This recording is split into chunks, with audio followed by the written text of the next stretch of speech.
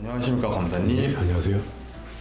제가 검사님을 촬영을 하다 보니까 사기꾼들에 대한 좀 생각을 하는데, 사기꾼들은 사실 진짜 사기를 치기 위해서 뭐 물보를 안 가리고 뭐 이놈 저놈 안 볼 것 같기는 해요. 그렇죠. 그래서 든 생각인데, 혹시 이제 이 사기꾼들이 범죄자들을 상대로 또 뒤통수 치는 사기를 친다던가 뭐 그런 경우도 있을까요? 있죠. 아, 가끔씩 일어나고 있습니다. 또 사기꾼도 범죄자인데 또 같은 범죄자들 상대로 또 사기를 치는, 예. 좀 궁금한데 말씀 한번 부탁드리겠습니다. 예. 일단 여러 유형이 있는데, 오늘 이 시간에는 이제 보이스피싱 관련해가지고 좀 재미있는 그 얘기를 드리겠습니다. 일단 이제 첫 번째가 이제 전화 금융 사기죠. 보이스피싱. 그 조직에게 일부러 접근해서 통장하고 이렇게 대포 통장을 이렇게 만들어 주거든요. 그래 해놓고 이제 현금 카드를 2장을 만들어요. 그리고 통장하고 이제 현금 카드 1장은 건네주고, 그리고 이제 딱 기다리고 있다가 이제 범인들이 그 대포 통장으로 이제 사기쳐서 이제 돈을 받으면, 이제 이쪽 지금 이 범인들 상대로 사기치려고 하는 사람 휴대폰에 이제 그 문자 알림이 오죠. 입금됐습니다. 알림이 오잖아요. 그러면 바로 그 순간 이제 카드로 이제 돈을 뽑아가는 실제 사건이 몇 건 있었습니다. 이제 그런 보이스피싱 범을 등쳐먹는. 왜냐하면은 그걸 사기당했다고 신고하면 자기는 또 보이스피싱 범행한 거를 갖다가 그것이 들통이 나니까 그 신고 못할 거를 악용을 한 거죠. 그런 게 있었고, 또 옛날에 좀 보면은 또 그 보이스피싱 조직한테 한 5천만 원 똑같아요. 금방 말씀드린 것 같은 요령으로 이제 대포 통장을 만들어서 줘가지고 그 사이 그 범인들이 인출하기 전에 먼저 이제 인출해서 외제의 승용차 2대를 그 돈 가지고 샀는데, 차량을 파는 사람들이 그걸 또 훔쳐가요. 나중에 보니까 그 차 밑에다가 GPS 장치를 해가지고 대포차를 이렇게 팔고 나서 한 일주일쯤 지나가지고 그 위치 추적을 해가지고 자기가 파는 차를 다시 훔쳐가는 그런 사건이 있었습니다. 그 다음에 또 하나가 그러니까 현금 지급기 거기에서 계속 돈을 보내고 막 이렇게 하는 사람이 있어가지고 그걸 지켜보고 있다가 보이스피싱 그 전달책이구나 이렇게 생각하고 쫓아가서 그 접근해가지고 자기가 경찰인 것으로 사칭해서 돈을 다 내놔라 이래가지고 현금 700만 원 하고 휴대폰을 갈취한 범인이 금년 2월 달에 그런 사건이 있었거든요. 지방에서. 그런 또 사건이 또 있었고, 그 다음에 이제 또 그 불법 도박 사이트를 운영하는 사람들 상대로 이제 또 돈을 갈취하는데요. 이거는 일당이 100명이 넘어요. 한 110명 정도 되는데요. 구미에서 있었던 건데, 그 불법 사이트를 운영하는 걸 알고서 이제 계좌로 돈을 이제 소액을 보내요. 5만 원 내지 한 10만 원 정도 입금을 한 뒤에 보이스피싱을 당했다. 신고를 하면은 바로 그 지급 정지가 되잖아요. 지급 정지가 되면 이 불법 사이트 운영하는 사람들한테 접근을 해가지고 이걸 풀어주겠으니 돈을 내놔라. 이렇게 해가지고 또 들통이 났죠. 그래가지고 이제 이 조사를 하는데 불법 사이트 운영하는 사람들한테 너 이래가지고 돈 뜯긴 거 맞냐? 이랬더니 저 뜯긴 거 없습니다. 이렇게 오리발을 내밀고 이랬는데, 결국은 경찰은 위기에 의한 공무집행 방해죄하고 보이스피싱이 아닌데 보이스피싱으로 허위 신고하면은 그게 처벌하게도록 돼 있습니다. 이제 기소가 됐죠. 이제 그런 문제가 있었고, 또 하나가 이제 그 보이스피싱 그 골든타임 아시죠? 100만 원 이상 그 입금된 통장에서 현금 자동화 기기에서 30분 안에 돈을 인출을 못하도록 돼 있습니다. 보이스피싱을 막기 위해서. 그랬더니 이 보이스피싱 범인들이 어떻게 머리를 쓰냐 하면은 이걸 100만 원이 아니고 뭐 98만 원 보내라 이렇게 해가지고 바로 뽑아갈 수 있도록 또 그렇게 또 하는 경우가 있고, 또 하나가 작년 내가 9월 달에 출근하면서 받은 문자인데, 그 초저금리 대출 이렇게 해준다 이러면서 이제 문자가 왔습니다. 거기서 깜짝 놀란 게 그 문자에 보이스피싱 주의사항이 써져 있습니다. 그러니까 보통 사람들 입장에서는 보이스피싱 주의사항까지 써 있는데 감히 이걸 보낸 사람들이 보이스피싱 범인 일당이라고는 상상을 못하죠. 그리고 문자에 보면은 첫 번째 그 통지를 보냈는데 내가 못 받았답니다. 이게 마지막 대출 기회다, 초저금리로 이런 식으로 오는 바람에 깜빡했으면 속을 뻔했습니다. 검사님 방금 마지막에 말씀해주신 문자 저도 네. 받았거든요. 네. 재난지원금 이제 맞습니다. 해서 대출 받을 수 있다 해서 보이스피싱 그 방지 주의사항 문자가 오면서 저는 당연히 될 수 있는 거가 했는데 며칠 전에도 검사님 진짜 강의를 듣고 이걸 받은 거라 안 그랬으면 저도 당할 뻔했습니다.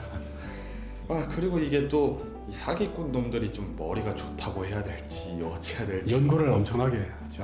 네, 이런 머리를 왜 이렇게 범죄 쓰는데 쓰는지 모르겠습니다. 저는 또 이제 다른 사기 유형도 궁금한데 제가 또 바로 또 찾아오도록 하겠습니다. 선생님, 지난 시간에 이어서 이제 뒤통수 치는 사기꾼 놈들 2부를 이제 또 들어보려고 왔습니다. 이야기 말씀 좀 부탁드리겠습니다. 예. 우리 중고거래 사기가 계속 늘고 있고요. 계속 수법이 지금 진화되고 있습니다.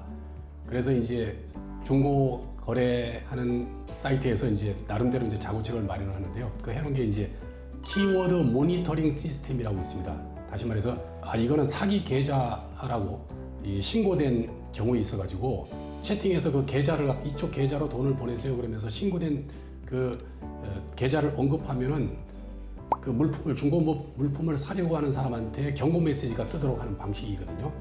요거를 피해가는 또 사건이 있었습니다. 금년 2월달에 이제 그 뉴스에 난 건데요. 어떤 사람이 이제 그 육아용품 한 50만 원짜리를 갖다가 이 사기꾼이 35만 원에 팔겠다 이러면서 이제 거래를 하기 위해서 일단은 채팅을 이렇게 하면서 이제 그러면 요걸 갖다가 일단은 제가 지금 알려주는 계좌로 한 20만 원 먼저 보내세요 이렇게 했습니다. 그래서 계좌를 갖다가 넣는데 근데 이 사기꾼이 벌써 그 계좌를 여러 번 사기치는데 써먹었기 때문에 사기 계좌라고 등록이 돼 있거든요.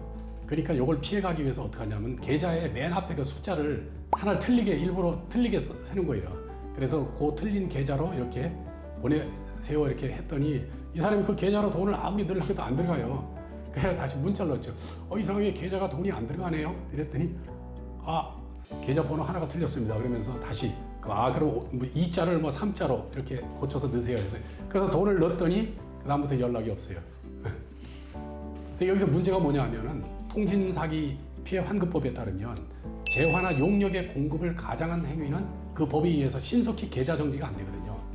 그러니까 이 돈을 보냈다는 걸 바로 알아채고서 은행에 신고해서 계좌를 지급 정지를 빨리 해달라고 이게 할 수가 없습니다. 이게 좀 절차가 좀 많이 걸려요. 그래서 그런 문제가 있고요. 또 하나는 좀 뒤통수 친 사건인데, 그건 진짜 제가 깜짝 놀랐습니다. 제가 아는 지인의 후배가 마사지 업소, 외국인들 이렇게 고용해서 하는 마사지 업소를 이제 이렇게 갔는데요. 가기 전에 이제 예약을 하고 합니다. 그래서 이 마사지를 이렇게 잘 받고 한 번인가 두 번을 이렇게 받고 이렇게 했는데 마지막 받을 때 그 외국인 아가씨가 그러더래요. 손님 그냥 마사지만 받지 말고 특별 서비스를 받아라. 좀 이렇게 얘기를 해가지고 돈을 더 이렇게 줬답니다. 그렇게 이제 하고 이제 유사성행위죠.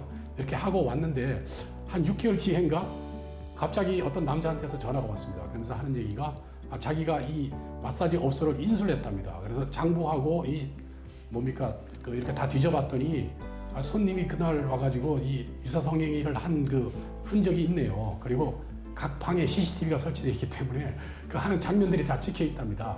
그래서 지금 코로나 때문에 영업도 잘 안 되고 그러니까 500만 원을 일단 넣으십시오. 그리고 이걸 갖다가 신고를 하더라도 그 외국 아가씨는 벌써 자기 고향으로 돌아갔고 그래서 당신만 처벌된다 이러면서 돈을 넣으라 그러길래 깜짝 놀래가지고 결국은 울며 겨자 먹기 식으로 돈을 보냈답니다. 그래서 이분이 곰곰이 생각해 보니까 이게 어떻게 이 사람들이 알았지 했더니 생각해 보니까 예약을 하면서 그 이름하고 연락처하고 다 적혀 있었거든요. 그래서 아마 그것 때문에 들통난 게 아닌가. 일단은 유사성행위 이렇게 돈 주고 이렇게 하는 것도 일단은 불법이지만 어쨌든 그런 게 약점이 돼가지고 이런 굉장히 황당한 일을 당했습니다. 저는 아까 첫 번째 사례 말씀해주신 그 계좌번호 거기서 진짜 깜짝 놀랐습니다. 일부러 틀리게 얘기하고 그러니까 머리가 좋죠. 앞자리만 이제 바꿔라. 틀린 예를 들어서 처음에 원래 9자인데 그걸 틀리게 8자로 해놓고 이제 다시 연락이 오면 9자를 제가 8자로 잘못 썼네요 이러면서 그걸 9자로 해서 넣으세요 이렇게. 그럼 안 걸리잖아요. 근데 요거 대처를 만약에 해보려면 이제 사시려는 분이 계좌번호를 전체를 한번 입력하면 또 거기 뜨지 않을까요? 근데 중요한 게 그렇게 하지 말고 이 자체 그 중고거래 자체 사이트에서 만든 안전거래 결제 계좌가 있거든요. 안전거래 시스템. 거기서 제공하지 않는 게 걸로 이렇게 하면 어떤 경우는 그 자체에 제공하는 거를 똑같이 위조해가지고 이렇게 하는 경우도 있고요. 그래서 제일 좋은 거는 중고거래 할 때는 만나서 직거래 하는 게 제일 좋죠. 근데 이제 코로나 때문에 이제 비대면 이렇게 되니까 자꾸 이제 그걸 빙자해서 계속 사기를 계속 수법을 바꿔가면서 이렇게 치고 또 잡기도 되게 어려워요. 그러니까는 각자 알아서 잘 조심을 해야 됩니다. 생각보다 되게 수법도 치밀해지고 깜짝 놀랐어요, 저는. 네, 저도 그렇고 마지막은 이거는 뭐 크게 뭐 본인이 범법 행위를 한 거라서 제가 뭐 그러게. 이거는 뭐 할 말이 없습니다, 이거. 네, 그래도 또 이번에 유형별로 이제 사기 사례를 또 들어봤는데 되게 다양한 게 있어서 공부도 됐고 신기하기도 했고 네. 또 안타깝기도 했고 검사님 덕분에 또 오늘도 많은 걸 알아가는 시간이었던 것 같습니다. 검사님 오늘도 좋은 답변 감사합니다. 네, 감사합니다.